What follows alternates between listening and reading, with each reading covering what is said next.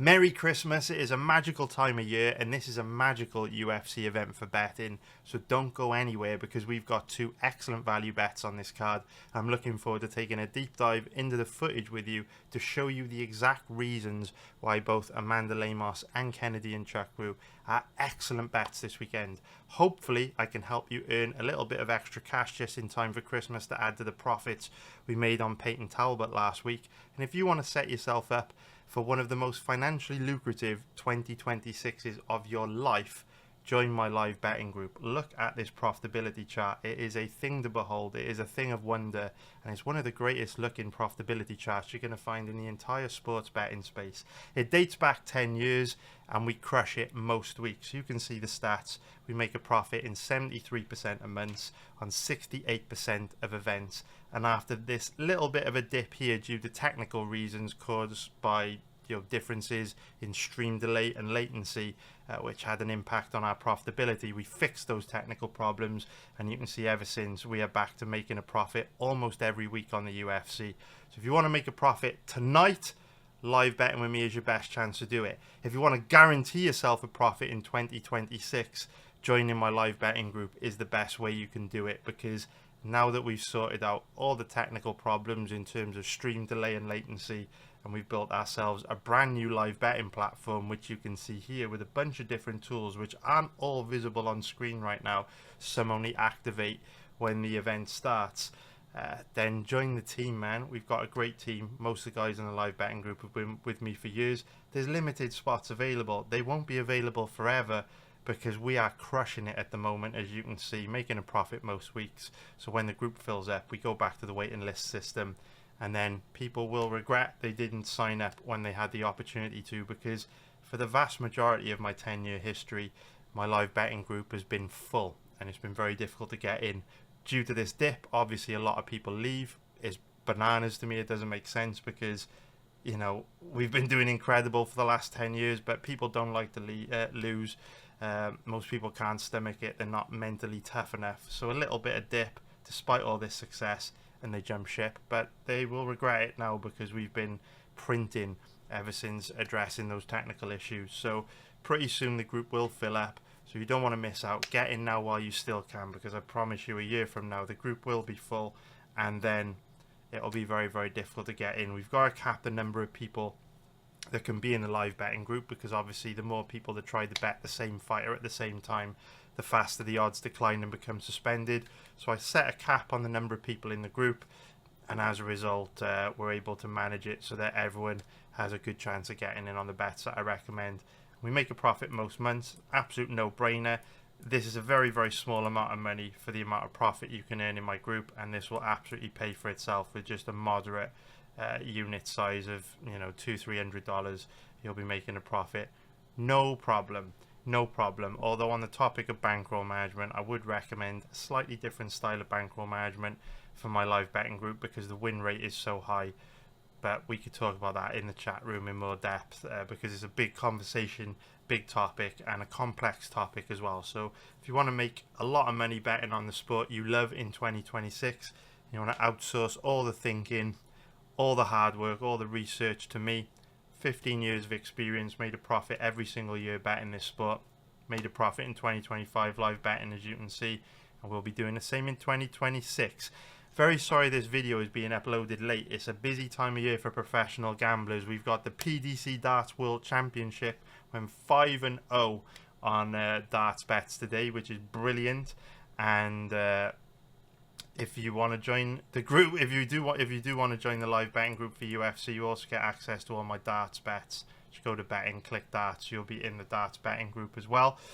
And of course, this time of year we've got tons of football, or soccer as you guys call it, across the pond. So football, darts, UFC, most wonderful time of the year. And it's been a very good week. Hopefully we can make it better with a profit on the UFC tonight. Without further ado, let's get into the main event, which is going to be Manel Kape versus Brandon Royval. So, as ever, we'll kick things off by taking a look at the odds. Kape is the favourite at 1.33, which is minus 302 for an implied probability of 75%.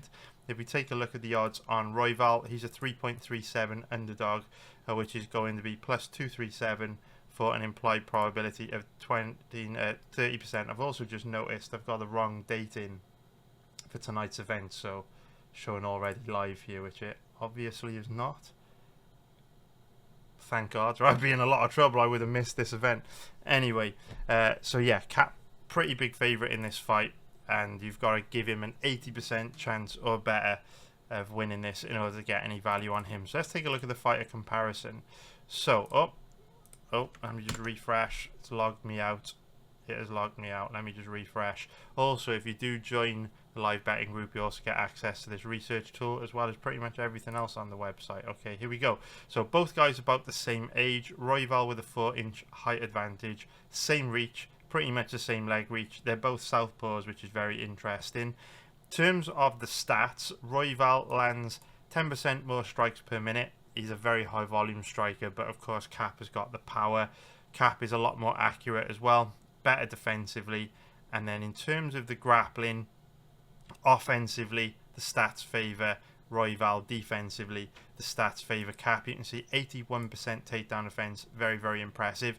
And this fight will likely be decided by whether or not Royval can get this fight to the ground. Now, this fight would predominantly be decided by the grappling, so we'll focus on the striking, and then we'll get into, you know, the grappling, because that's a real important aspect of this fight.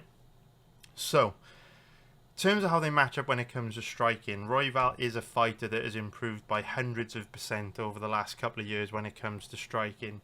Now, he's got good boxing, he uses his length way better than before, much better defensively than he used to be. So where you see, you know, his striking defense stat as being pretty bad at 43%, and actually his striking accuracy stat being pretty bad at 41%, I would imagine both these stats will have improved quite significantly if you just looked at the stats from his last sort of 2 or 3 fights. Whereas, you know, he was very bad defensively and very inaccurate when he first came into the UFC, and of course those stats are an average across Royval's entire UFC career, so he is getting a lot better. Having said that, Kape has major power for the division. He's very fast, he's very accurate, and he doesn't really sacrifice cardio for his power. A lot of big power punchers, you know, tend to slow down as fights wear on, and they have that kind of cardio trade-off for the power and athleticism. Not Kape. He's a cardio machine. Cardio is very good, and he carries fight-ending power deep into the fight. So the real danger here for Royval is that Royval is tough, he is durable, but he does get dinged a lot. And Royval's toughness and durability has enabled him to stand and trade with a lot of his past opponents like Tatsuro Taira, Brandon Moreno, Josh Van. But those 3 guys are more volume strikers. Kape is a legit KO artist. I mean, if you look at his record, doesn't have a whole lot of wins by knockout recently, but the odd few do pop up here and there. Ode Osborne, Zumagulov, Bruno Silva, Almabayev. And I really worry Royval could get KO'd in this fight, because earlier in his career we saw him, you know, get dinged a lot. Then he improved his striking, didn't happen so much, but Kape legitimately has big power and he can punish him on the feet. So Royval will likely still at least match Kape in volume, but in terms of the damage and the impactfulness of the shots landed, Kape should cruise in that department. So on the feet, you give Kape the edge. He's got good footwork, good movement. He's a little bit passive at times, but I guess the one criticism I've got of Kape is that his volume is very low at times. But the thing is, styles make fights, and Royval's one of those guys that fights at such a high pace. You can't really fight with a low volume style against Kape, because you can't really fight with a low volume style against Royval, because he's going to force you to engage and you're going to have to let your hands go to back him up. So Royval's aggressiveness could actually bring out the best in Kape, and it's unlikely we see passiveness from Kape in this fight, because Royval looks to drag everyone into a war. We saw it against Moreno, we saw it against Pantoja, we saw it against Van in particular. So good fight for Kape on the feet.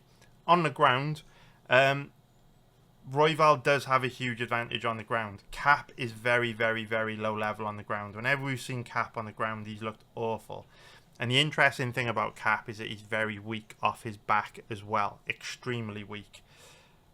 His takedown defense is also really bad. So his takedown defense is quite misleading. So obviously 81% is a very good stat. And, you know, if you're just judging Kape's takedown defense based off that stat, you think it's very good. But obviously not all takedown attempts are created equal. And Kape has fought a lot of guys that haven't really fully committed to taking him down, or haven't used chain wrestling, or haven't got him particularly deep on his legs, which has inflated his takedown defense stat. When in actual fact, when you watch guys chain wrestle against him or get in deep on his legs, he does actually go down quite easily.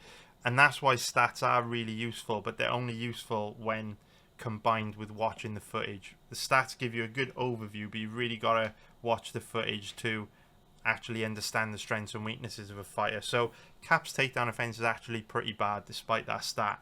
Now, the problem for Royval in this fight is if you look at his height, so he's 5'9", and Kape is 5'5", so that 4 inches as a percentage of their overall size is quite a lot. And we know Royval's body type is long, lean and lanky. We know Kape is smaller, more muscular, more compact. Now, remember what I just said about Kape's takedown defense. Not a lot of guys have got in on his legs deep on takedown attempts in his UFC career. When they have, we've seen him go down easily. In order to get a guy like Kape down, you do have to get in on his legs. And for Royval, because he's so stiff and rigid and long, he's not particularly good at getting in on his opponent's legs, because with him being 5'9", Kape being 5'5", he's got to reach down very far to get in deep on those legs, and he's not a natural wrestler. He comes from a base in Brazilian Jiu-Jitsu, so it's really difficult for him to get in on his opponent's legs. He tends to go for more funky trips and throws. So it will be difficult for Royval to get this fight to the ground, just because of their body types and the strength and the athleticism of Kape. But if Royval can get Kape down, it'll be utter domination. Royval has a huge edge on the ground. So to wrap this one up, this is one of those fights where you just have to let the odds do the work for you if you want to bet this fight, which I'm not going to. Obviously, we've got bets on Kennedy and Nzechukwu. We've also got a bet on Amanda Lemos. We've got a few other bets on the prelims as well. And if you just come to the website, go to the pre-fight betting page, you can find all our bets on this card. This is a fight for me where if you let the odds do the work for you, you've got to take Royval. There's no upside in betting Kape at 1.33. If you bet $1,000 on Kape, you only get $330 profit. If you bet $1,000 on Royval, you get $2,370 profit. That's a far more attractive risk to reward ratio for me on a fight where there are weaknesses in Kape that Royval could potentially exploit. And so even though I think Kape will win this, Royval's probably the better side to be on. So that's how I see this one. Now in terms of the over-under on this fight, where are we? In terms of the over-under, okay, so interesting. So it's over 3.5 rounds, even money odds range. Okay. For me personally, I would be surprised if this fight went to a decision. I do think it's quite likely this one ends inside the distance, because even though both guys have had their fair share of going to decisions, you can see 3 here for Kape. And if we look at Royval's record, his last 4 have gone to a decision. I'll go back to what I said earlier on in the video, where styles make fights, and when you have a fight like this where both guys have got extreme advantages in the area that the other is weak, a finish is always likely because there's no safe spaces in this fight. So let me give you an example. Fights that are really likely to go to a decision are fights where if the fight goes to the ground, neither guy is in too much danger of being finished and they can kind of hold their own. If the fight stays standing, neither guy's in too much danger because they're not crazy dangerous, they're more volume strikers, or better still, maybe they spend a lot of time battling for position in the clinch where there isn't that much risk of a finish. Those are kind of the fights you want to look for when you're taking overs or fights go to a decision. This is the opposite of that kind of fight, because on the feet, we know Royval's very bad defensively, gets dinged a lot, and we know Kape has big power. There's a pretty good chance Royval will get KO'd if it stays standing. But if he can get the fight to the ground, we've seen Kape look extremely bad on the ground, and Royval has a very tricky submission game. So if the fight goes to the ground, Kape is very likely to be submitted. So, and I say very likely because it's a 25-minute fight, right? 25 minutes is a long time for Royval to survive on the feet, and a long time for Kape to survive on the ground. So with this fight being one extreme to the other, I quite like the fight not to go to a decision. And I will most likely bet that, actually. I might throw a unit on that. I think I'd be surprised if this one went to a decision. So I hope you found that useful. Now, let's move on to the next fight, which is going to be Giga Chikadze versus Kevin Vallejos. So Vallejos, pretty big favourite at average odds of about 1.29, which is minus 349 for an implied probability of 78%. Another big favourite, but don't worry, we're going to get into more interesting fights soon. Chikadze, 3.67 underdog, which is plus 267 for an implied probability of 27%. Let's bring up the fighter comparison. So we can see that Vallejos is 14 years younger than Chikadze. Now the younger fighter wins around 70% of the time when there's a 10-year age gap in a fight. So statistically that gives Vallejos a pretty big edge. And this is at the stage in their careers where Vallejos should be improving a lot from fight to fight, whereas at 37, that's very old for a featherweight. Chikadze should be declining a lot from fight to fight. However, he does have a 5-inch reach advantage, 5-inch height advantage and a 6-inch reach advantage. So those give Chikadze a bit of an edge. 65% of the time do we see fighters with a 6-inch reach advantage win. Now, in terms of the stats, in fact, we're going to ignore the stats on this one just because Vallejos' stats are going to look very impressive because he's only fought a relatively low level of opponent compared to the guys that Chikadze has fought. So the stats aren't a fair comparison on this one because Vallejos hasn't fought anywhere near the level of competition that Chikadze has. So in terms of how these two match up from a stylistic point of view, obviously they're both primarily strikers. And so this fight will very likely be decided on the feet. I would imagine this to be a stand-up fight. The fight does go to the ground. Vallejos has the advantage there. We've seen a bit of grappling from him. He tried to take Danny Silva down a couple of times in his last fight. Chikadze is very bad on the ground. We know this. And on top of that, if you make Chikadze work a little bit in grappling positions, he does tend to tire out very quickly. So Vallejos could weaponize his cardio, threaten some takedown attempts, wear Chikadze out a little bit with grappling to make it much easier for him to get inside that 6-inch reach on the feet and deal with Chikadze on the feet. So yeah, the grappling advantage definitely goes to Vallejos here. And in terms of striking, Vallejos has got good boxing, fights at a high pace, very technical. Chikadze is no picnic though. We saw him cause David Onama some pretty big problems in his last fight. He turned Onama into a panic wrestler and also pushed Arnold Allen in the first 2 rounds of this fight as well. We actually live bet Arnold Allen in this one. Made a nice profit on Allen. So Chikadze is still capable. The real difference between these two is the volume. Now I said we weren't going to look at the stats, but they will kind of highlight the point I'm trying to make. Obviously it's unfair to judge these guys on stats because Chikadze's fought a much higher level of opponent.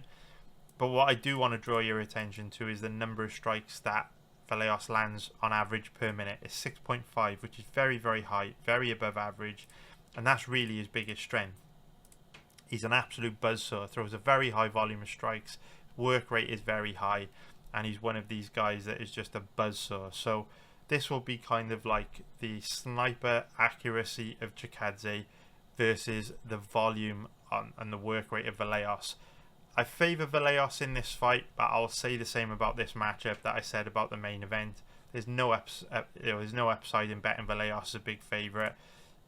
What's the point, right? You'd have to cap him over 80% in order to get any value, which is just silly.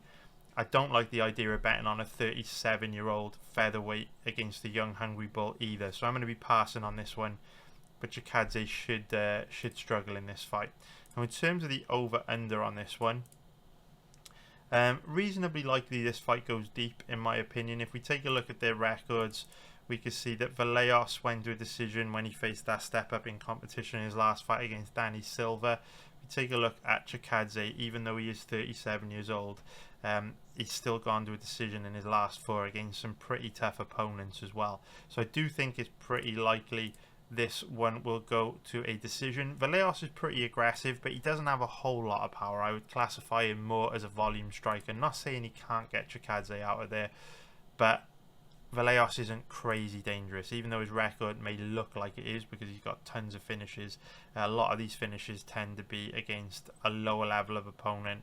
Chikadze, much higher level striker than the guys Vallejos has been finishing. On top of that, Chikadze's height and reach advantage will make it a little bit more difficult for Vallejos to get inside and land a kill shot. So pretty confident that Vallejos will get this one done, but his odds reflect that. The odds are where they should be. Dead fight for betting, to be fair to you.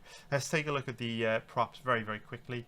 Do we have anything interesting? Vallejos by decision, odds are absolutely dead. Vallejos by KO, TKO, odds are absolutely dead. Easy, easy, peasy, peasy pass.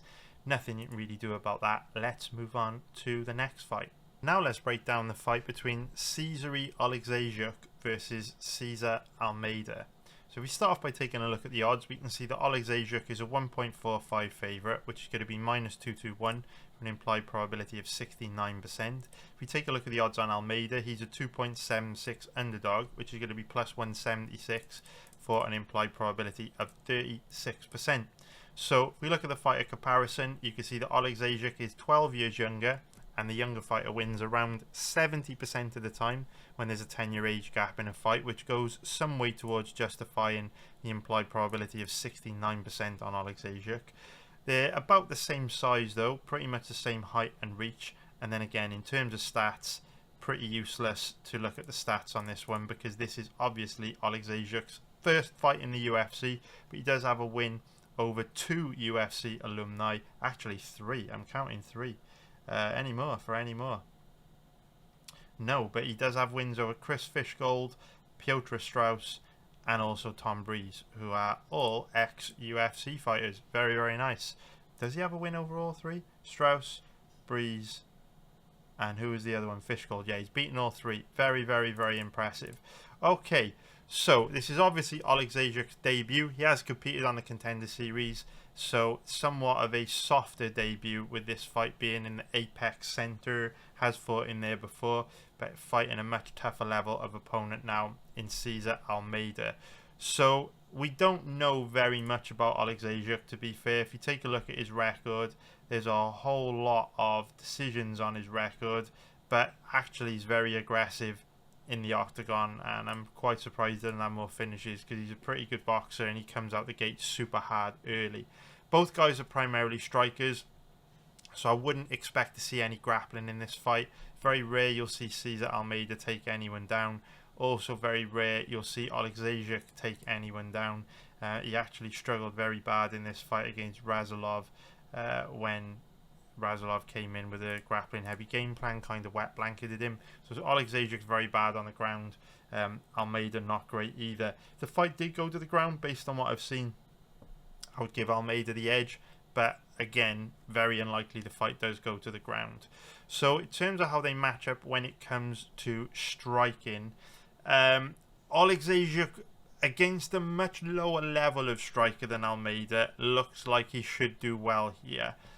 Good boxing, very, very aggressive, fast hands, reasonably good cardio. Almeida more of a single shot sniper, but throws a far lower volume of strikes than Oleksiejczuk. Like Oleksiejczuk is way ahead of him in terms of volume. So with Almeida's age, Oleksiejczuk's aggression, volume, really good boxing, you have to take Oleksiejczuk here. The thing that would prevent me from betting Oleksiejczuk though is that it's his debut and he has kind of been styling on a much lower level of opponent. When he faces a step up in striker in Almeida, his boxing may not look as good. So based on past performances, Oleksiejczuk should win, but there's a lot we don't know about this guy with it being his UFC debut. So in terms of the over-under on this one, where are we with the over-under, where are we? Let me see. Okay, so fight ends inside the distance, heavily favoured. I would agree with that. Like I say, even though Oleksiejczuk has got a decent amount of decisions on his record, he actually does have the killer instinct and is super hyper aggressive on the feet. So I do think there's a pretty good chance with both these guys liking to stand and bang, someone's going to end up getting knocked out. And in terms of the props, I do think the most likely outcome would be Nzechukwu by knockout or TKO. But the odds are absolutely dreadful. So we will give that a miss. Hope you found that useful. Now let's move on to the next. Now let's break down the next fight on this card. It's a great fight. It's Malquisale Costa versus Morgan Charrier, and they're both in the even money odds range. We can see Costa is a slight favourite. Average odds of about 1.74, which is going to be minus 135 for an implied probability of 57%. If you take a look at the odds on Charrier, he's about a 2.10 underdog plus 110 for an implied probability of 48% in that ballpark. Let's take a look at the fighter comparison. We haven't had a chance to use stats for the other fights we've broken down yet, but the stats could be very interesting on this one. They're both the same age. They're both about the same size. Costa a little bit longer, a little bit taller. He also does use his reach quite well. Charrier is a little bit more muscular, compact, but on paper, the size difference isn't actually that big between the two. You've got Costa as a southpaw, Charrier orthodox stance fighter. Costa throws slightly more strikes per minute. They're dead even in terms of accuracy and defense. And then in terms of grappling, you could see they both shoot about the same amount of takedowns per 15 minutes on average. And then you have Charrier with a better takedown defense, Costa slightly more dangerous on the ground. So as you can see, in terms of the stats, they're both very even. They're both very well matched, which goes some way towards explaining the reason why the odds are pretty much dead even as well. So this is a very, very good fight. And what we're going to do is we're going to talk about the three main aspects of this fight, which will likely determine how it plays out. First is striking, second is grappling, third is fight IQ, strategy, game planning, mentality, winning to win. I know I said a lot there, but they're all kind of grouped into the same thing. So we'll focus on the grappling first of all, because that's the easiest to kind of analyze between the two. Costa's takedown defense is pretty bad. It is improving, but again, similar to Manel Kape, he's one of those guys that if you do chain wrestle a bit, get in on his legs, he will go down pretty easily. And if you get Costa down, he's very weak off his back. So Costa's frontline takedown defense is pretty good, but if you get in on his legs, he will go down easily, and then he's pretty weak off his back. Now, Charrier is a well-rounded fighter that does shoot takedowns in most fights. You can see from the stats, he averages about 2 takedowns per fight, which is quite a lot for a striker like Charrier, to be fair. The main issue with Charrier is that you don't really get a whole lot of chain wrestling from him, and he quite often doesn't really fully commit to the takedown. Typically, Costa is pretty good at dealing with takedowns of this nature. Like I say, it's only if you really persist with the takedowns you can get Costa down and cause him problems. So it's unlikely Charrier will have tons of success with his grappling in this fight. If Charrier does grapple, he will probably do pretty well on the ground against Costa. But I think Costa's takedown offense is serviceable enough to more than likely keep the fight standing, in which case this fight will likely be decided by the striking. But I would give Charrier the edge on the feet. Now, in terms of striking, I guess the next two kind of categories to analyze are kind of tied together in this one, because we spoke about analysing their striking, and we spoke about analysing their strategy, their game planning, their fight IQ, their mentality, all that kind of stuff. And these two, for these two particular fighters, or for Charrier in particular, they kind of go hand in hand. So Costa's very consistent. You know exactly what you're going to get from Costa. And he fights pretty much the same in every matchup. I mean, we saw him injure his foot at the end of round 1 against Julian Erosa, and he was able to tough it out, dig deep, and still win the fight. He was still able to win in the second and third round to take a decision, even though he hurt his foot pretty bad in round 1. So we know Costa's tough. He's very inconsistent. Now, that's not to say Charrier isn't tough, but Charrier is very inconsistent. And inconsistency is the biggest issue for professional gamblers. If you want to make a profit betting on sports, You want to avoid inconsistency like the plague. You want to avoid the guys like Kevin Holland or Morgan Charrier, where you never know what version of them is going to show up, because it's difficult enough to make a profit betting on sports when you have tons of information to work with on how both teams or both athletes are going to show up and perform.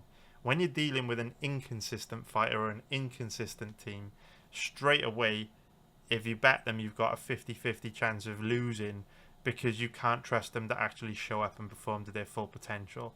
And I think that's where you get the odds in the even money odds range, because Charrier is very good, but he's always going to be around that even money odds range, because you can't really trust him to go out there, put his stamp on rounds, put it on his opponents, and fight to the best of his ability.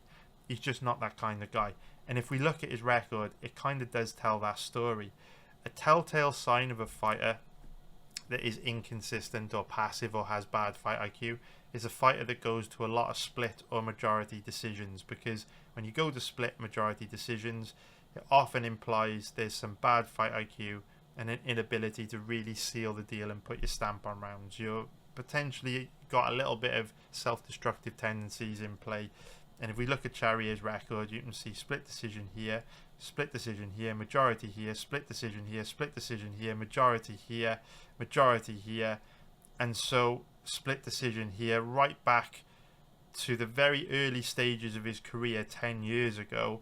We're seeing him go to split decisions, and this has been a theme throughout his career. It doesn't matter what level of fighter he's competing against, where he's competing against some of the best in the world, some of the fucking, some amateurs.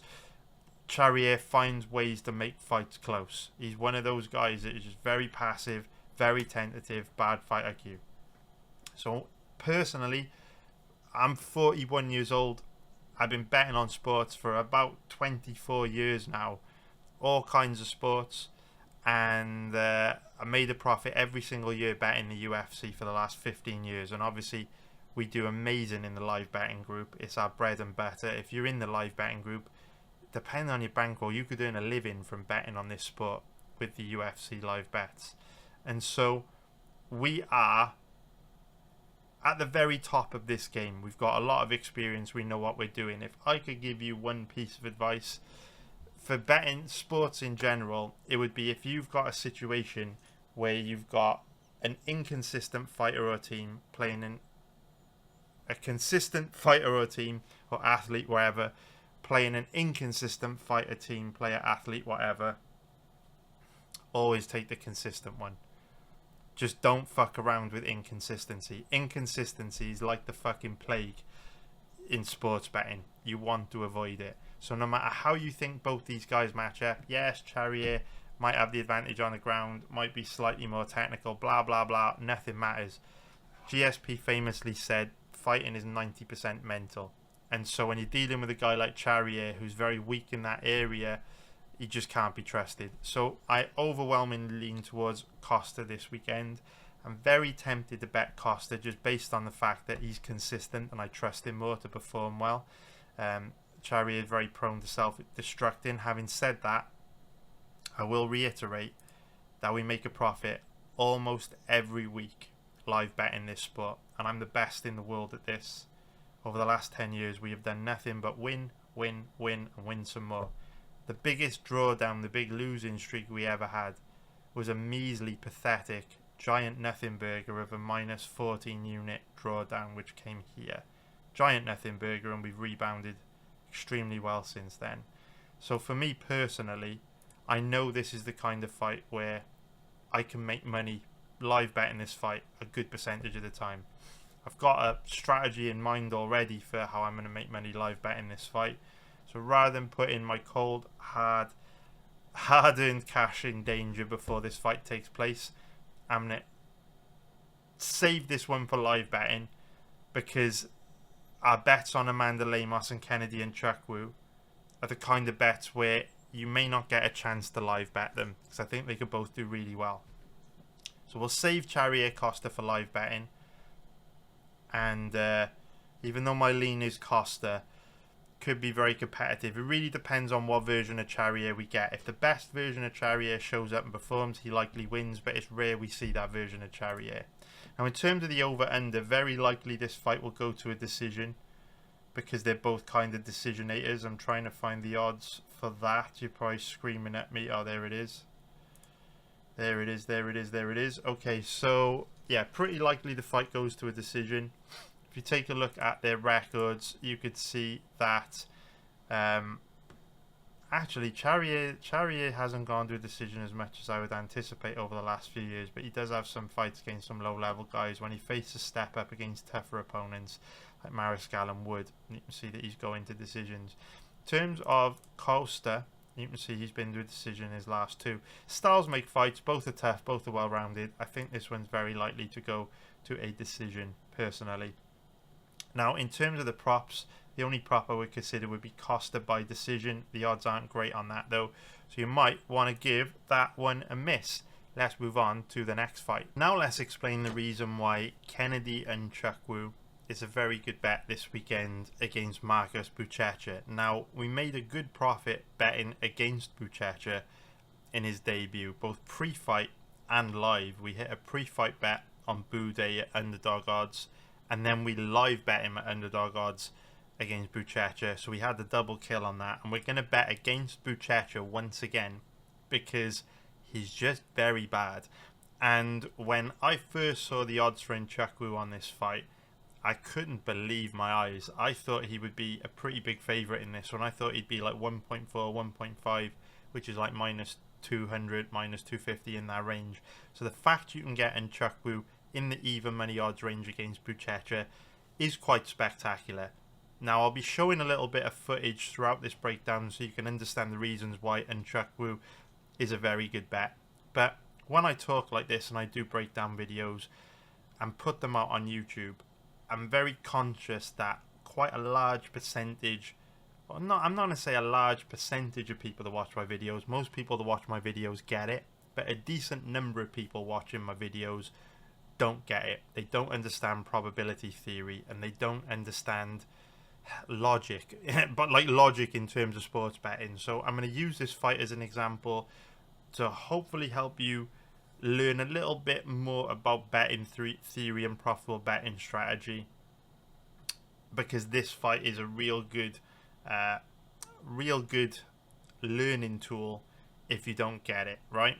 If you really struggle with calculating probabilities for sports betting and understanding probability theory for sports betting, this fight's a great example to use to kind of teach you that. So this is a fight where both guys have got extreme advantages in the area that the other is weak. So Nzechukwu has an extreme advantage when it comes to striking, and Buchecha has an extreme advantage when it comes to grappling. So when I come out and I say Nzechukwu is an amazing bet, he is, but that isn't me saying Nzechukwu is definitely going to win this. Go sell your house, go sell your car, go sell your wife, go sell your dogs, bet everything on Nzechukwu. That's not me saying that. When I say Nzechukwu is an incredible bet, what I mean is, in terms of value and in terms of the margin of value we're getting over the bookies, he's a very good value bet. That doesn't mean he's guaranteed to win, but he is a very, very good value bet when you consider the probability in his odds and how he matches up against his opponent and his real chance of winning this. So you can see that he's a 1.76 favourite, which is minus 131 for an implied probability of 56.7%. Personally, I feel it's more than reasonable to cap Nzechukwu in that 65 to 70% odds range, which means you're getting a really chunky margin of value over the betting site, which is quite rare in MMA these days. But I do feel they've taken their eyes off the ball this week with some of the odds on this card. It's very difficult to make money pre-fight betting on the UFC because every year the market becomes more and more efficient for pre-fight betting. We still crush in live betting, but for pre-fight betting, very difficult, very efficient market now. But I do feel that the odds are inaccurate on quite a lot of the fights on this card, and the betting public haven't really corrected them. And Nzechukwu is a great example of this. Amanda Lemos, another one. We've already said we've got some other pre-fight bets on this card. So why is Nzechukwu such a good bet, even though Buchecha has a huge advantage on the ground? Well, let's dig into the stats first of all, and then we'll dig into the footage to explain why. So Buchecha has only had 2 fights in the UFC, so I haven't got any stats for him. But what we do have is some stats for Nzechukwu, which will start to paint the picture as to why this is a very difficult fight for Buchecha. So this fight's in the heavyweight division, and one thing that makes Nzechukwu quite formidable in the heavyweight division is that he has great cardio for heavyweight, and he fights at an extremely high pace. We know most heavyweights are flat-footed, stuck in the mug, slow down a lot as fights wear on, and Buchecha is no different. He's not that athletic, his cardio's bad, he's very sloppy, very flat-footed, just a very low-level guy. And Nzechukwu, faster, more technical, more athletic, and fights at a really high pace. He lands an average of 5.33 strikes per minute, which is absurd for a heavyweight. That might be a record in the heavyweight division. If it's not a record, he certainly is one of the highest volume strikers in the division. Now, I know that a lot of the numbers going into generating this stat have taken place in light heavyweight fights, and Nzechukwu has now moved up to heavyweight. However, he still fights at a high pace. He's not going to look a whole lot different in the heavyweight division, and this is one of those fights where, you know, Nzechukwu will put a pace on Buchecha that Buchecha just isn't capable of hanging with. He's going to need to get this fight to the ground quickly, or Nzechukwu is going to drown him on the feet with his volume and his work rate. On top of that, Nzechukwu's takedown defense isn't bad. So he's got 81% takedown defense. Yes, he's extremely bad if you do get him down, but it's not easy to get him down. And Nzechukwu is kind of similar to Malquizael Costa, where his frontline takedown defense is pretty good. It's if you chain wrestle a bit and get in deep on his legs that you can get him down. And because he's long and tall and lanky at 6'5", it's not super difficult to get in deep on his legs, but he's not the easiest guy to get down. So Buchecha is in this situation where on the feet he has nothing for Nzechukwu. He is a super low volume striker, very sloppy, very bad defensively. So the whole time this fight is on the feet, Nzechukwu is going to be at risk of knocking Buchecha out. Buchecha is going to be in a lot of danger. Buchecha needs to immediately get this fight to the ground. And like I say, that won't be easy. Nzechukwu's takedown defense is 81%.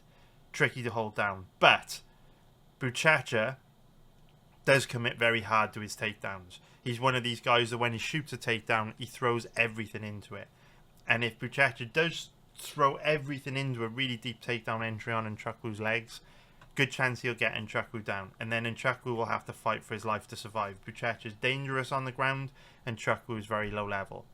So early in this fight, it's going to be a bit of a sweat if you're betting Nzechukwu. That's why I say Nzechukwu a great bet, but it doesn't mean he's guaranteed to win. There is risk here. There's a decent chunk of risk. Early, Buchecha is dangerous, and Nzechukwu is very bad on the ground. And because of how hard Buchecha commits to his takedowns, good chance he will get Nzechukwu down early. However, from everything that I've just said, there's two big issues for Buchecha in what I've just said. The first issue is that Nzechukwu's takedown defense is pretty good, and it's also improving.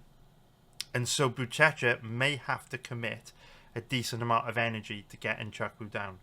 If he doesn't catch Nzechukwu flat-footed and off balance, as soon as he shoots in, and he maybe has to chain wrestle a little bit or attempt maybe 2, 3, 4 takedowns to get Nzechukwu to the ground, that's going to burn through a lot of energy. And Buchecha's cardio is extremely bad. And I'm going to show you some footage of this in a moment. If Buchecha doesn't hit that first takedown and put Nzechukwu on his back and gets into a dominant position, if Nzechukwu can scramble a little bit, stuff some takedowns, Buchecha's gas tank, his battery, is going to start to drain very, very, very quickly.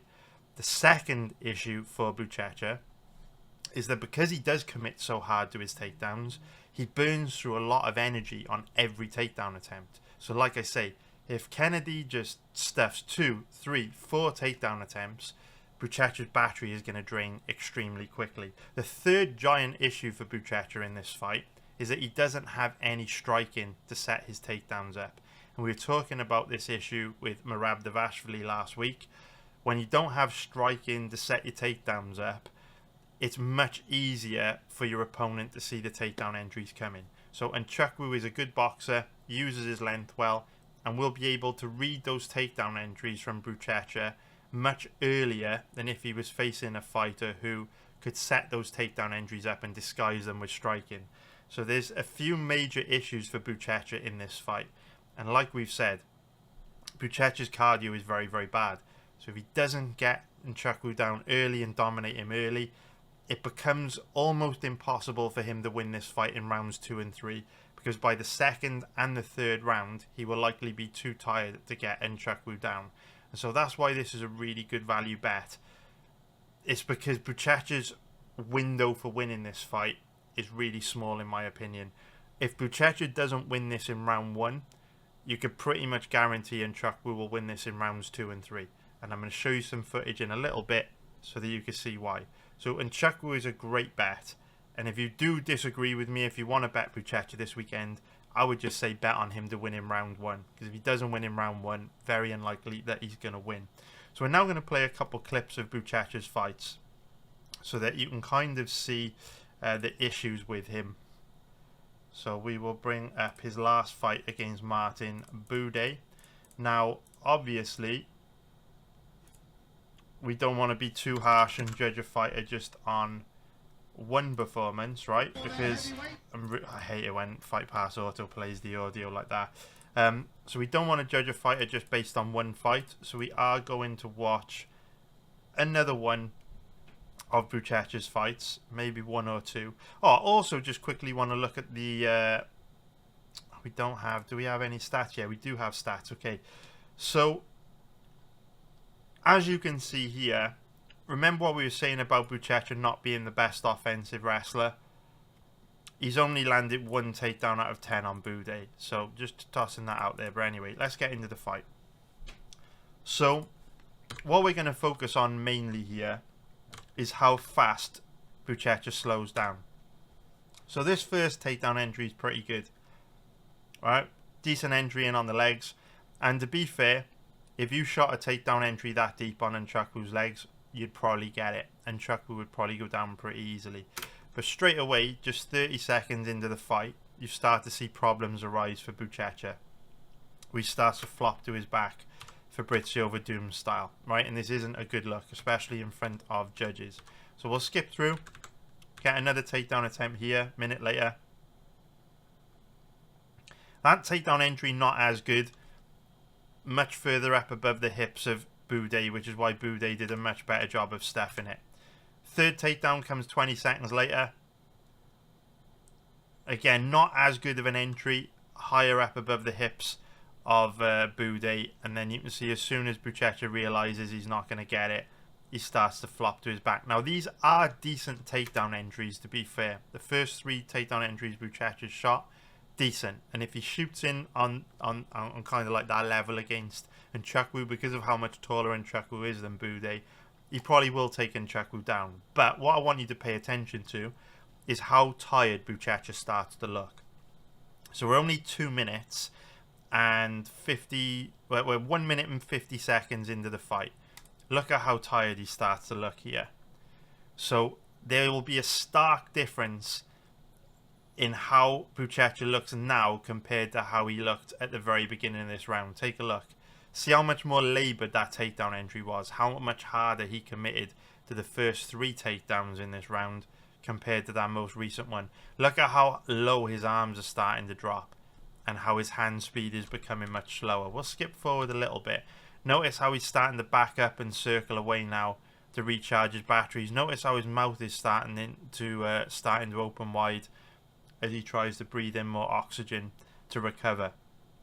And notice how the takedown attempts have started to become less frequent as Almeida becomes more tired. Look how sloppy he is there. Look how heavy his arms are. Look how low his arms are getting. And look at how much less drive there was on that takedown entry from Buchecha, right? Didn't drive in anywhere near as hard as he did in the first, 3 takedown attempts in this round. So we'll keep skipping. His arms are getting heavier. Look how sloppy he's getting now.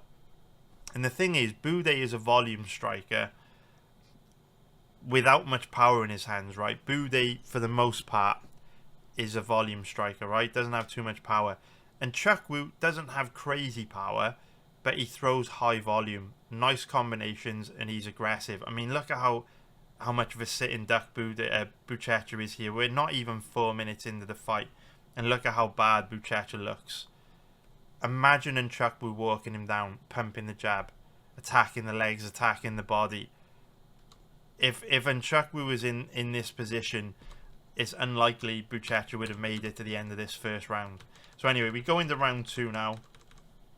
So you could see Buchecha starting to slow down around 2 minutes into that first round. So we'll skip ahead. And Bude does make a bit of a strategic error in this fight where it's very clear Buchecha's tired in that first round. And Bude kind of eases off the gas a little bit at the start of round 2, which gives Buchecha extra time to recover on top of the 1 minute he's already had in between rounds. So because of that, he's able to shoot a relatively deep takedown entry early in round 2 because he's had a minute to recover in between rounds, and then he's obviously, you know, had a pretty slow start to this round from Bude as well. So gets a bit of top control, and like I say, if Buchecha does get Nzechukwu down, he'll be in a lot of trouble. But again, look at how tired Buchecha is when they get back up to their feet. So Bude hits a reversal there. Buchecha very, very sloppy with the back control, ends around on the bottom. Let's go into round 3.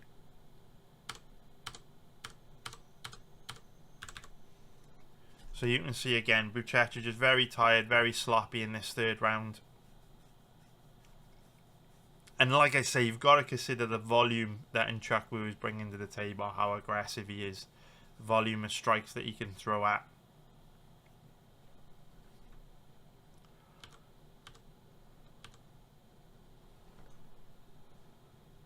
There you can see really sloppy takedown entry there from Buchecha. Very, very sloppy. And even if he just shoots a takedown like that on Nzechukwu, he could run into a head kick and knockout. Look how sloppy these takedown entries are now in the third round. Very bad. Look at this one. Very slow, very laboured, very predictable. And Nzechukwu should deal with those takedown entries easy. Look at this. Very, very bad from Buchecha. And then he starts pulling guard, and they have like a messy grappling exchange towards the end of round 3. So that's that fight. But again, we don't want to judge a guy just based on one bad night at the office. So we'll watch another one of his fights. We'll watch another one of his fights, right? Let's watch another one of his fights. And for context, just because his record's a little bit messed up on my website, let's go to Tapology, and you can see that this next fight I'm going to show you was back in 2023, so he could have improved a lot since then, but it was only 3 fights ago because this was a grappling match, right? So let's just get into it. Here we go. Here we go. Right. So first round starts out pretty much like the Bude fight, committing much harder to takedowns, but what you also see is a willingness from him to just flop to his back and pull guard if he doesn't get the takedown. You can see there, just flops to his back. And we'll skip through. So another takedown entry here. Gets a takedown that time, but Kane uses the overhook to get back up. Very nice. And like I say, with how hard Buchecha commits the takedown early, he very likely will take Nzechukwu down early. This bet is based on whether or not Nzechukwu can survive. We're basically getting an even money bet on Nzechukwu in the hope that he can just get to the second round. And if he can, I think he gives Buchecha absolute hell. So if we keep scrolling, another takedown entry here. And again, much more difficult for Kane to stuff takedowns in a ring than it would be in a cage. But he actually, so far, does a pretty good job of it. And a pretty messy, chaotic round. and we'll have a look at how Buchecha's cardio looks in round 2 when it gets to there. But yeah, much harder to stuff takedowns in a ring than a cage. But all the same, Kane did a pretty good job in round 1. So we're going to round 2 now. So what we want to do in round 2 is pay attention to the hand speed, the breathing, the body language of Buchecha to try and assess how tired he is relative to his fight against Boudet, right? Was the Boudet fight just a bad night at the office, or does Buchecha fundamentally have bad cardio? And you can already see mouth open wide, and he gets that takedown. Very, very nice. We have to scroll through a bit, and we actually see him lose position there like he did in the 3rd round against Boudet. He does get overly aggressive on back takes. Whether Kennedy and Nzechukwu would be able to make him pay for that, I'm not so sure. But anyway, 2 minutes left to go in round 2. Now let's assess Buchecha's cardio. So we can see takedown entry from far outside of Kane's range, and again just flops to his back. This is terrible body language, just flopping to your back like that. Doesn't look good in the eyes of the judges.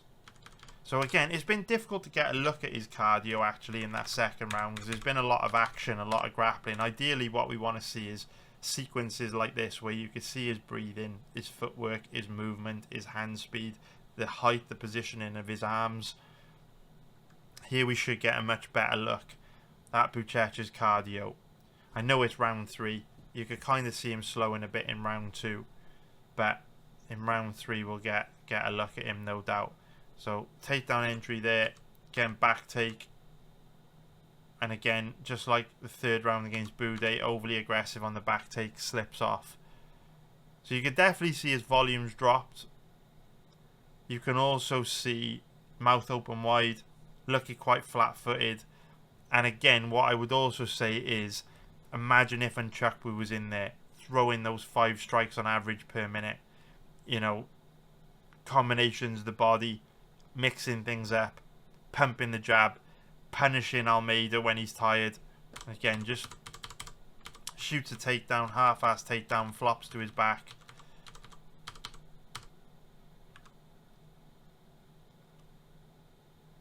So yeah, Buchecha looking pretty shit in my opinion. I think if Nzechukwu can survive round 1, I think he wins this a very high percentage of the time, personally. So a couple fights there, Buchecha looking pretty shit, slowing, looking pretty sloppy past the 1st round. And I think Nzechukwu is better than both Kane and also Boudet. So yeah, I really like Nzechukwu in this fight. Like I say, round 1 will be a sweat. I think Buchecha will get him down. It's all going to come down to whether Nzechukwu survives or not. But at an implied probability of 57%, I think it's more than reasonable to cap Nzechukwu into that 65-70% range, which gives us a really nice margin of value over the bookies. And win or lose, I think Nzechukwu is a great value bet this weekend. Hopefully it comes through for us. Now, in terms of the over-under, I would be amazed if this fight were to go to a decision. As you can see, the odds reflect that. Very, very steep favourite odds on this fight to end inside the distance. And in terms of most likely outcomes for the props, I think most likely outcome would be Nzechukwu by knockout or TKO. But I can't imagine the odds are going to be very good on that. They are not. So we'll give that a miss. Let's now move on to explaining why I think Amanda Lemos to beat Gillian Robertson is a very good bet. Now, let's explain the reasons why Amanda Lemos is a very good bet this weekend to beat Gillian Robertson. So we'll start off by taking a look at the odds.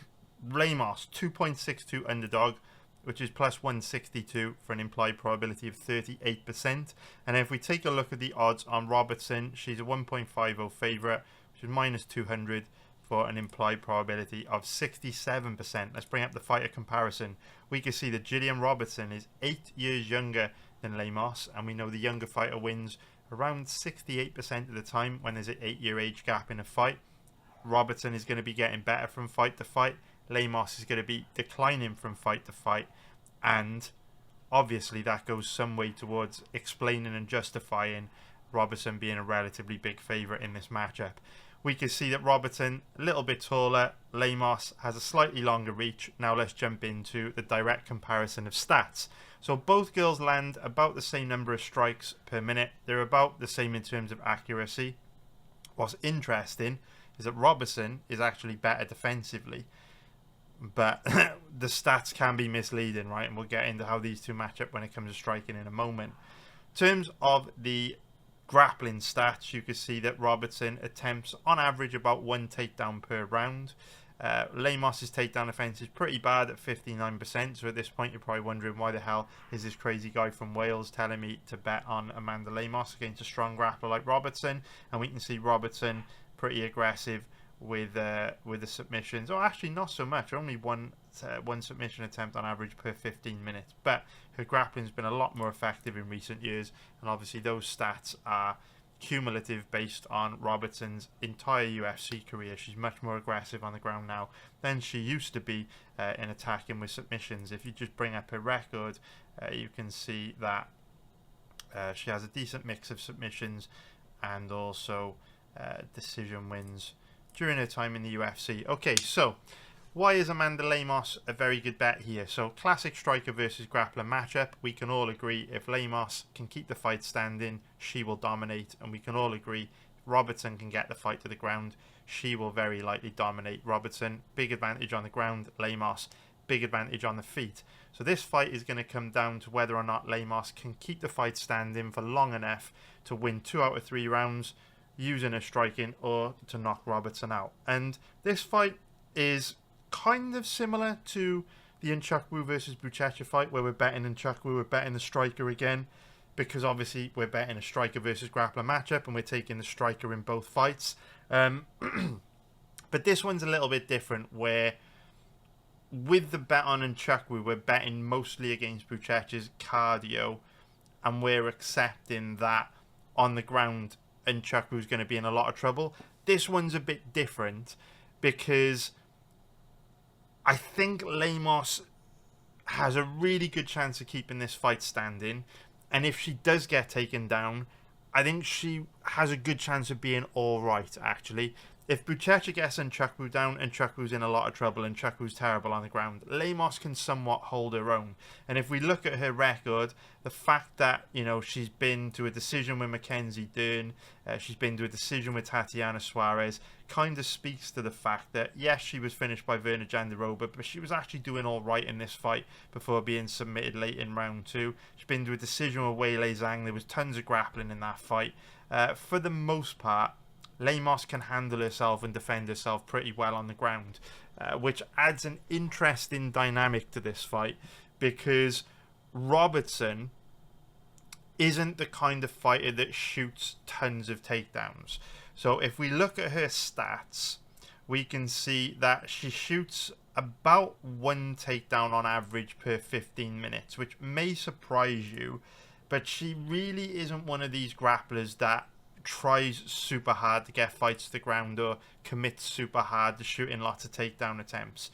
If you take a look at her record, you can see that for the most part she's been quite unsuccessful in her takedown attempts.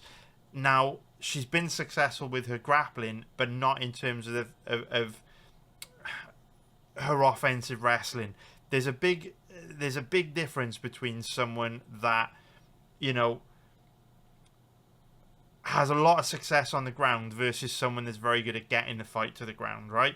Mackenzie Dern would be the best example of this. She's incredible on the ground, but not particularly good at getting fights to the ground, and I would put Robertson in that box as well. We'll talk about it in a little bit more detail as the reasons why. We'll show a little bit of footage to show the reasons why. We'll also take a deep look into the stats. So where do we even begin with this one? This is a very complex fight. So, on the feet, Robertson has no power in her hands, right? She has no striking. And similar to when we broke down Buchecha versus Nzechukwu, we were saying one of the reasons why a guy like Buchecha may really struggle to take someone like Nzechukwu down is that they don't have the striking to set the takedown entry up. So anytime Buchecha comes forward, Nzechukwu is going to be focused on the takedown and able to fully focus on defending that takedown. The same is true for Robertson. She doesn't have any power in her hands, so she can't get respect on her feet, and she can't disguise the takedown attempt with her striking, which makes it much more difficult to get takedowns. Lemos naturally fights with her arms very low. If you think about the stance that Lemos fights in, she's like this. Well, you probably can't see on the camera. I can't simulate it unless I stand up a bit. I can't do it. She fights with her hands down low. Just take my fucking word for it. We'll see some footage in a minute. This means that when Robertson shoots in with single leg, double leg takedown attempts, Lemos's arms are naturally in a low position where she can start to dig underhooks. And this is why if you look at her fights against Tatiana Suarez or Verna Jandiroba or Mackenzie Dern, she did a really good job defending takedowns in those fights. So you can see she defended 2 out of 3 takedowns against Dern, 4 out of 5 takedowns against Jandiroba, and 9 out of 12 against Tatiana Suarez. And Jandiroba and Suarez are far better offensive wrestlers than Robertson. Robertson's a better offensive wrestler than Dern, but Lemos did a pretty good job of stuffing the takedowns against both Suarez and Jandiroba. And as a result, I think she's going to do a very good job of stuffing the takedowns against Robertson as well. So, Suarez and Jandiroba kind of had the same issue as Robertson, in that neither Jandiroba or Suarez are particularly dangerous, particularly skilled strikers, certainly nowhere near the level of Lemos. And so both Suarez and Jandiroba struggled to get Lemos down, because again, when Jandiroba or Suarez came forward with those takedown attempts, Lemos would be able to use her striking, her ability to read her opponent's subtle changes in body language and movement to see that takedown entry coming from a mile away. And she would be able to get the underhooks in play early and deal with the threat of the takedown. She's also strong. She's also very athletic. Big problem Robertson's got in getting this fight to the feet is that she lacks confidence on the feet. She's not a fighter that is comfortable striking or comfortable exchanging. And so what you see from Robertson is the more hurt she gets in a fight, the less takedowns she will shoot, and the further away from her opponent she will start to shoot those takedowns. So early in the fight, Robertson will be very confident and she'll be timing nice takedown entries and this kind of thing. But every time she eats a big shot or she gets hurt or takes damage, she'll become more and more reluctant to come forward and attack with a takedown, and her takedown attempts will become less frequent. This is because you can really deter a fighter like Robertson from trying to take you down, because she doesn't like to get hit, she doesn't like to take damage, she's not comfortable with it, right? Doesn't like being dragged into a war. And so we know Lemos is a great counter striker with true legit knockout power, a fighter that can inflict a lot of damage.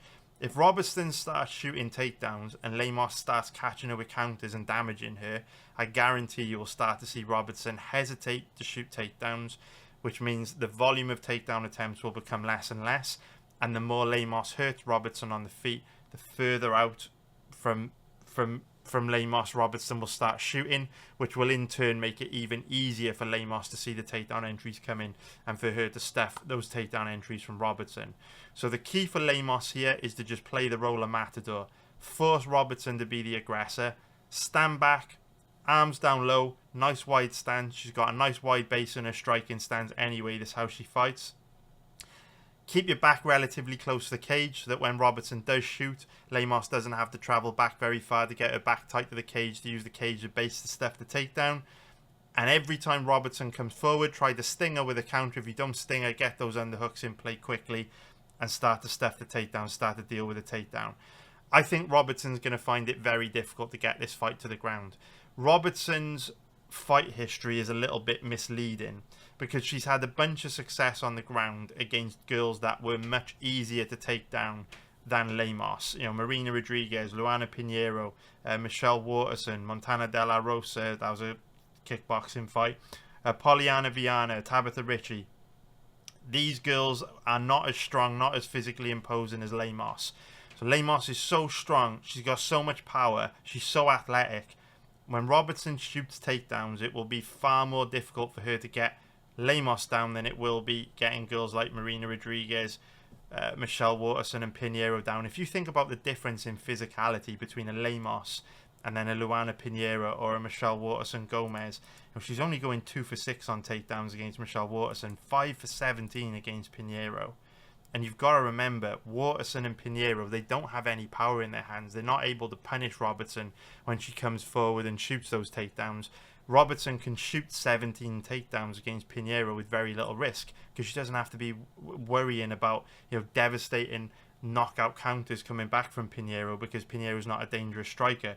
If you shoot 17 takedowns on Lemos, you only hit 5 of them, you're going to be taking a huge amount of damage, or you're probably going to be getting brutally knocked out.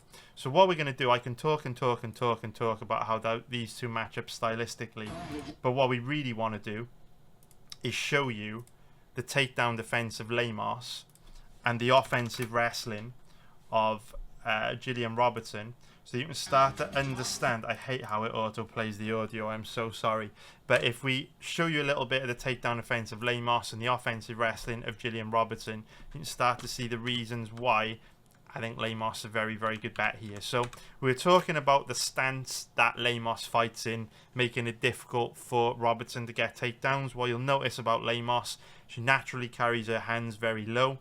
She also has big, strong, muscular legs to create a nice wide base from. She stands in quite a wide base. So this means that see her kind of bending her knees a lot, keeping that nice wide base.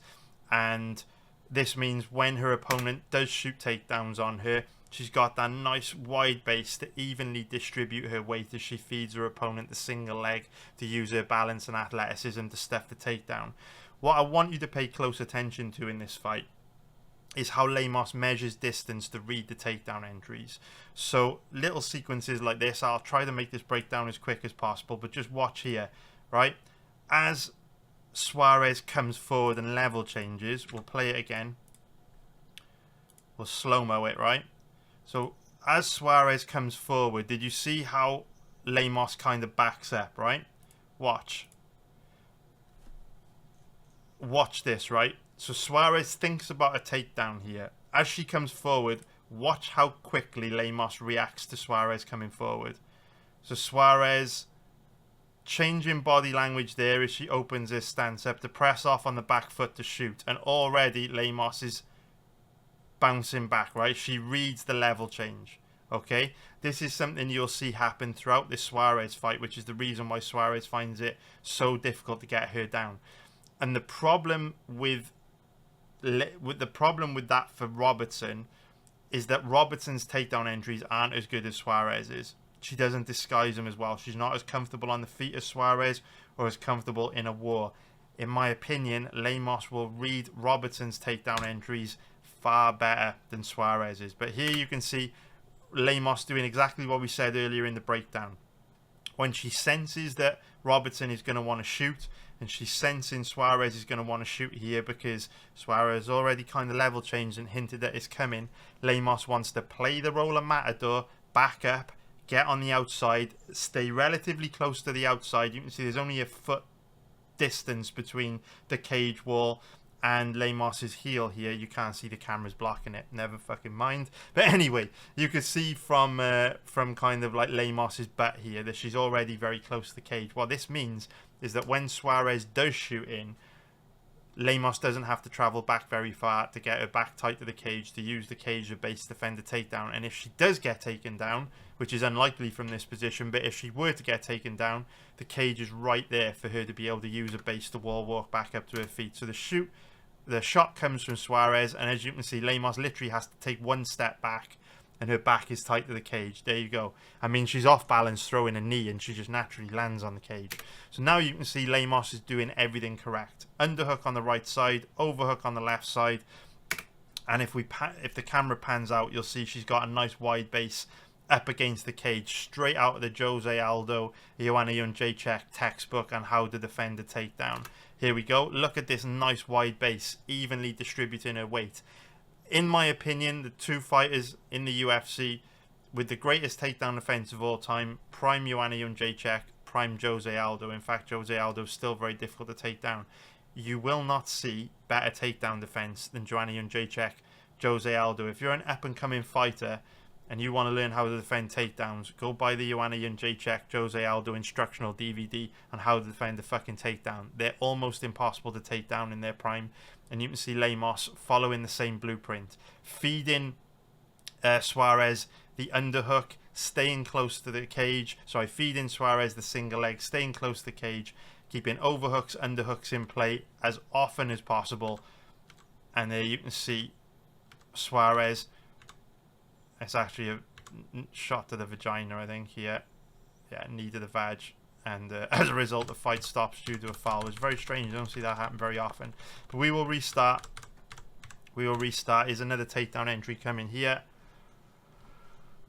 You can see throws a kick which is a bit risky against a wrestler, but she manages to retract the kick and get away with it. Okay, this is interesting. So Suarez catches a kick again, takes Lemos down, but Lemos immediately gets to her knees, pushes down on the head, feeds Suarez the single leg, pops back up. What's also very interesting is that whenever Lemos is defending a takedown or does get taken down, she's always looking for the cage. She's very good at using the cage to get back up. Not so good at getting back up to her feet if she gets taken down in the middle of the octagon, but very good at wall walking. So as soon as she gets taken down there, she's hunting for the cage, and now she can use the cage as a base to defend the takedown. You can see she's strong, she's using her balance, and the reason why, just a little bit, this not too relevant for this fight, but just a bit of education if you're trying to learn MMA grappling positions.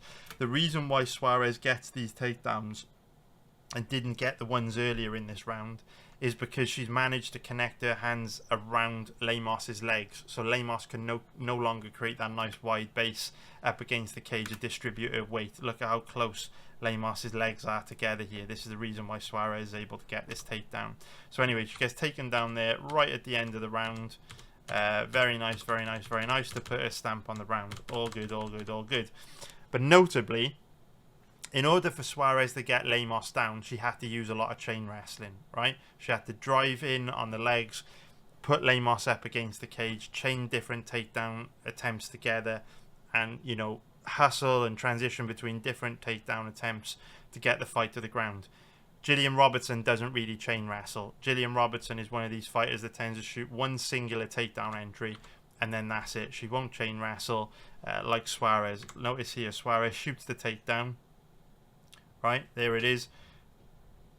Pushes Lemos over to the cage, and then she's going to start transitioning from single legs to double legs to body lock takedowns. But look at what Lemos has got here. Nice wide base against the cage, overhook on the left side, fighting hands on the right side. Much more difficult position for Suarez to get this takedown. So there you can see she transitions from a double leg to a single leg and then looks to hit the outside trip. She gets it, but again, Lemos is strong, she's physically imposing, she's able to scramble over the cage. Now, Suarez briefly gets her back, but Lemos is just strong enough to stand back up, and again, keeps her right side pinned to the cage to protect her back from being taken.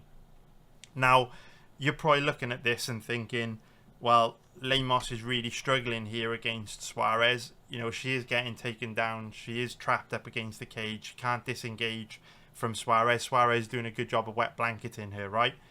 The difference, I will say it again, the difference between Suarez and Robertson is Suarez chain wrestles. So what do I mean by that? The real big difference between Suarez and Robertson is if Suarez shoots a takedown and Lemos stuffs it, Suarez will keep going. She will drive Lemos into the cage. She will work for single legs, double legs. She's working for the body lock here. She will grind on you in the clinch up against the cage. She will chip away at you. She'll keep working for a takedown until she gets it. Took her pretty much all of the first round to get the takedown, but she eventually got it. A minute left to go in the round, right? Difference between Suarez and Robertson is Robertson will shoot one singular takedown attempt, and if she doesn't get it, she won't chain into other takedowns. She'll just shoot one entry, and then if Lemos were to stuff it, she'll reset back to kickboxing range, which plays right into Lemos's hands. And that's the real difference between Suarez and Robertson. I think people are kind of assessing Robertson's chances of winning this fight this weekend by thinking she can grapple in the same way that Suarez can. She doesn't grapple like Suarez. They're totally different. Suarez is a chain wrestler. Robertson is a BJJ fighter that's bolted on the odd singular takedown here and there. So anyway, Lemos works her way back up to her feet. Very, very nice. Very, very, very nice. And then at the end of this round, she snatches like a nice deep choke right by here on Suarez. 10 seconds left to go. Wouldn't go as far as saying Suarez gets saved by the bell. But Lemos certainly commits very, very hard to this. Then if we go into round 3. Here we go. So Lemos down 2 rounds most likely at this point. Starts fighting with a sense of urgency. So in the first 2 rounds, she didn't really let her hands go. She was more worried about what Suarez was going to do than what she herself were going to do. She didn't really throw any strikes, but look at the impactfulness of the strikes to start the land. Look at how hard this inside leg kick is. Damn near swings Suarez round. And we haven't really seen Lemos land anything in the first 2 rounds. This is really the first stage in the fight where she starts to open up. And notably, what's very important about this fight is Suarez isn't deterred, right? We've seen her in some wars. We saw her in a war with Nina Ansarov. We saw her in a war with Weili Zhang. She keeps coming forward. She keeps trying to get the fight to the ground. I'm telling you, if you start hammering someone like Gillian Robertson with leg kicks like this, you will put her in a defensive shell. She will stop shooting. So there you can see takedown entry comes from pretty far outside the Lemos' range. Lemos sees it coming from a mile away, sprawls out of it, and I really think this is what you're going to see in this fight against Robertson. I think from the first round, Robertson is going to struggle to get the fight to the ground. I think Robertson will struggle with Lemos' physicality. I think she'll really struggle to get in on the legs of Lemos. So you can see up against the cage now. Hand fighting, overhooks, all that stuff. She gets taken down here, picked up, but again, a lot of chain wrestling from Suarez, right? A lot of chain wrestling. You're not going to get this kind of chain wrestling from Gillian Robertson. But once Lemos gets taken down, she's strong enough to just roll Suarez onto her back. And this is the 3rd round, right? When you'd think Lemos would be a bit tired from all the grappling. In the 3rd round, she still has the physicality to roll Suarez over and flip her on her back. Lemos is far more physically imposing than Robertson. How often do we see physicality in women's MMA fights determine how they play out? Lemos has got a big physicality advantage here. Anyway, late in the round, she manages to get her back off the cage. And I'm telling you right now, if she starts clubbing Robertson with shots like this, Robertson will go into a defensive shell. She will absolutely go into a defensive shell. So what we're going to do next is play a little bit of footage of Robertson. Her last fight against Rodriguez isn't the best one to show you because she only lands 2 takedowns in the fight. But Rodriguez is so weak off her back and her takedown defense is so bad that Rodriguez just gives up the takedowns so easily. Like, she barely tries to stuff them. What we need to do is show you footage of Robertson facing someone that will actually try to stuff a takedown. So then you can see what Robertson does when she doesn't get the takedown and kind of her style of takedown entry and how she compares to Suarez. So you can see Lemos finishes strong, wins the 3rd round. All good, all good, all good. So I think Amanda Lemos is going to do pretty well this weekend against Gillian Robertson. I think her power, her physicality, her advantage on the feet, the difficulty in taking her down will cause Robertson problems. Robertson chain wrestles at times if she's facing opponents that don't offer a lot on the feet in terms of being able to punish her with nasty counters. Lemos is very, very dangerous, though. A lot more dangerous than anyone Robertson has faced on the feet over the last few years. So Lemos is strong. She's physically imposing. She's got good balance. Relatively good takedown defense. She's held her own on the ground for the most part against Dern, Suarez, Jandiroba, and also Weili Zhang. Yes, she was submitted at the end of round 2 against Jandiroba, but she did defend 4 or 5 takedowns in that fight, and I personally feel Jandiroba and Suarez and also Weili Zhang much better offensive wrestlers than Robertson. Lemos' takedown defense and ground game is also getting a lot better from fight to fight, as we saw her use a grappling heavy game plan to dominate Lucindu, landing 3 of 5 takedowns in that fight. So it will be difficult for Lemos. Robertson will have a big edge on the ground, but Lemos has just as big of an edge on the feet, and she's not the easiest to take down. Robertson is a fighter that you can put into a defensive shell if you hurt her, and I think Lemos has the power in her hands to hurt her. So hopefully Lemos comes through for us. Risky bet, but decent bet at these underdog odds. I think it's more than reasonable to cap Lemos at 50% here, giving us another very nice margin of value over the bookies. I've personally got this fight 50-50, and I understand the reason why Robertson is a big favourite. Obviously, with me having both girls at an odds range or implied probability range of 50-50 implies that I'm not that confident in Lemos, but the value is absolutely undeniable here, and I think she could give Robertson hell in this fight.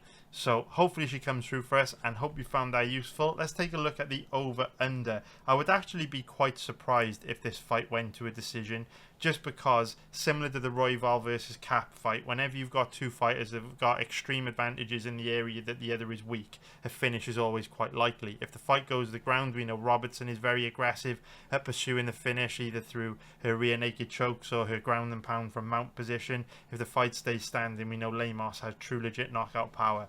So I would lean more towards this fight not going to a decision. Now, in terms of most likely outcomes, we're fishing for a prop.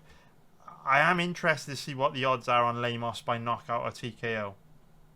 I can't find it. We've got a never-ending list. Lemos by knockout or TKO 7.0. Hey, not bad. 7.0 plus 600. If you want to sprinkle a little bit of money on this fight to make watching it more interesting, I think Lemos by knockout or TKO, it's not a bad bet. We saw how aggressive she was towards the end of that Suarez fight, and we know Robertson's a sitting duck on the feet. She's far more vulnerable to a knockout than Suarez. So hope you found those breakdowns useful. Hope you have a great Christmas. I hope you can make a bit of money from the bets in this video. Hopefully we can make your Christmas a bit better. If you want to make your 2026 better, join the live betting group. We make a profit almost every UFC event. Guys, I cannot tell you how big of an opportunity you're missing by not being in the live betting group. It's absurd that I have to talk like this every week, because for the vast majority of our 10-year history, this group has been full, no spaces available. For some reason, majority of people watching these videos don't understand how much money you can make in this live betting group, but the penny will drop eventually, and we will fill this group up again like it has been full for the vast majority of these 10 years. And a lot of people in that group are then going to benefit from making thousands and thousands and thousands of dollars betting the sport we all love. So have a great Christmas, and I'll see you all very, very soon. Nice one, guys. Take care. Bye.